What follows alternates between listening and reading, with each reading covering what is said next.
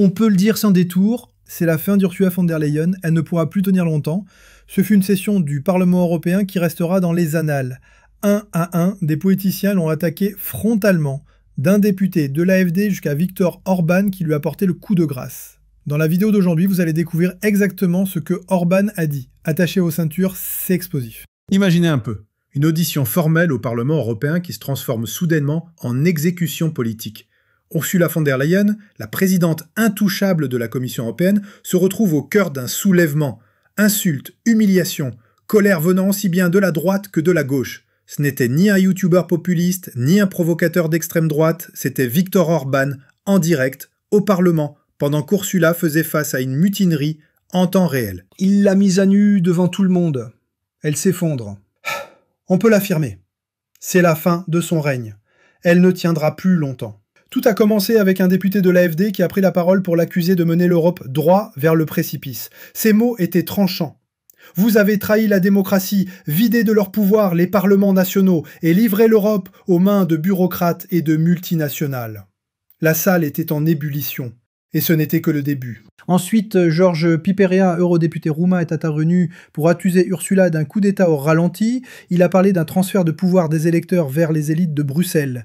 Et puis est venu le point culminant, Viktor Orban. En une seule phrase, il a fait trembler les murs de Bruxelles.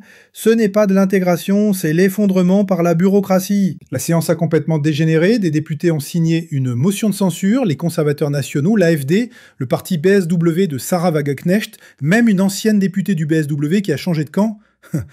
2 tiers, c'est le chiffre magique, c'est ce qu'il faut pour renverser Ursula von der Leyen. Si cette motion passe, c'est la fin de ces 7 années de pouvoir dans les coulisses, de bureaucratie pesante et de déclin civilisationnel. C'est la pire présidente de la Commission européenne de tous les temps. Et non, ce n'est pas un slogan d'un tract de l'AfD ou d'un tweet obscur. Ce sont les mots de Viktor Orban en direct devant des millions de personnes. Ursula a riposté avec véhémence. Elle a traité ses critiques de complotistes et de pro-Poutine.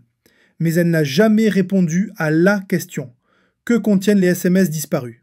Le Pacergate la hante comme une ombre. Elle a parlé plus longtemps que jamais de ses échanges secrets avec le PDG de Pfizer, Albert Bourla. Et pourtant, elle n'a rien dit. Aucun document, aucune preuve, aucune explication. Juste du déni. Pendant ce temps, sa propre coalition s'effondre. Les socialistes, les Verts, même le groupe Renew, les partis qui la soutenaient, tournent le dos. Leur message est clair. Tu parles de démocratie, mais tu gouvernes dans l'opacité. Et puis le coup fatal. Viktor Orban la démasque publiquement. Il l'accuse d'avoir trahi le Green Deal, d'avoir utilisé le fonds militaire sans vote parlementaire et d'avoir précipité l'Europe dans un déclin économique. Vous avez vidé l'Europe de sa substance. La corruption est enracinée au sommet de l'Union. Les mots résonnent dans l'hémicycle.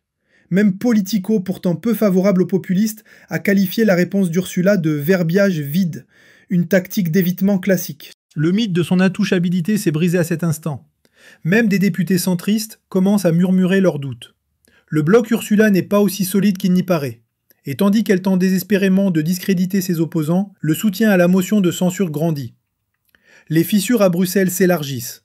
Et quelque part, Viktor Orban regarde la scène avec un petit sourire pensant « Je vous l'avais bien dit ». Alors que Bruxelles est en flammes, les rues d'Europe s'embrasent aussi. Et nulle part le feu ne brûle plus fort qu'à Madrid. Un nuage de fumée flotte au-dessus de la capitale. Les sirènes déchirent le silence, les gens fuient, des barricades s'enflamment, la police perd le contrôle. Ce qui n'était qu'un fait divers s'est transformé en soulèvement social. Un migrant malien de 21 ans est arrêté. Il est accusé d'une agression brutale sur une jeune espagnole, à côté d'un centre d'accueil bondé à Alcalá de Henares, à quelques kilomètres du centre de Madrid. La réaction? Une rage incontrôlable, des centaines de manifestants dans les rues. D'abord des veillées silencieuses, puis des jets de pavés, des voitures incendiées, des commerces attaqués. Madrid est méconnaissable. L'Espagne est aujourd'hui l'un des pays avec le plus fort taux de migration par habitant en Europe. Sous Pedro Sánchez, plus de 2,5 millions de migrants ont été accueillis. Les capacités d'intégration sont saturées, la société est fracturée. Les images de Madrid se propagent comme une traînée de poudre à travers l'Europe, et elle ne sort pas de nulle part. En Allemagne, en France, en Belgique, la tension monte partout. Madrid n'est pas un cas isolé. C'est un signal d'alarme, le signe de ce qui arrive quand la politique ne colle plus à la réalité. Santiago Abascal, de Vox, parle d'un Premier ministre traître. Geert Wilders réclame la fermeture de toutes les frontières extérieures de l'Union européenne. Alice Weidel alerte sur un séisme démographique qui pourrait faire vaciller l'Europe. Et les citoyens? Ils perdent confiance. En les institutions, en les promesses de Bruxelles, Viktor Orban expose Ursula von der Leyen. Elle s'effondre. On peut le dire, c'est la fin de son règne. Elle ne tiendra plus. Comme son collègue Jens Spahn, emporté par le scandale des masques, mais l'enjeu est plus grand qu'un simple scandale sanitaire ou qu'un budget militaire irresponsable. C'est l'âme du continent qui est en jeu.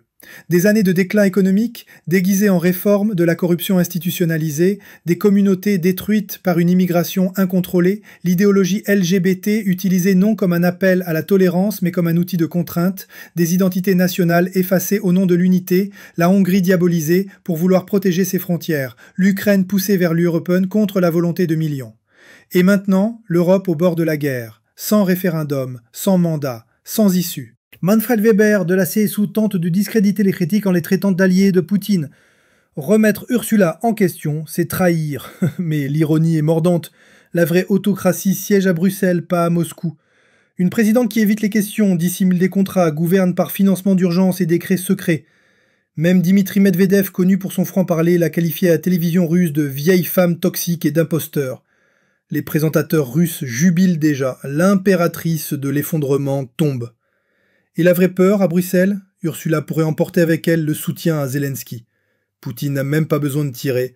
Bruxelles s'autodétruit pour lui. 2/3, c'est ce chiffre qui pourrait faire tomber Ursula von der Leyen. Sur le papier, elle pourrait survivre, mais la loyauté brûle plus vite que le papier. Les sociodémocrates allemands envisagent ouvertement l'abstention, même ses alliés flanchent. L'unité a disparu, la peur aussi. Ce qu'il reste, le doute, et un système en décomposition. Des accords secrets, aucun contrôle, une militarisation sans consentement. La Hongrie menace d'un bras de fer juridique, la Pologne et la Slovaquie prêtes à bloquer les nouveaux fonds. La France cherche déjà une remplaçante. Ursula peut encore gagner le vote. Mais la guerre, elle l'a perdue. Elle avait promis la force. L'Europe a eu l'inflation, elle avait promis des réformes. L'Europe a eu des révoltes, elle avait promis l'unité. L'Europe a eu la guerre. Viktor Orban a exposé Ursula von der Leyen.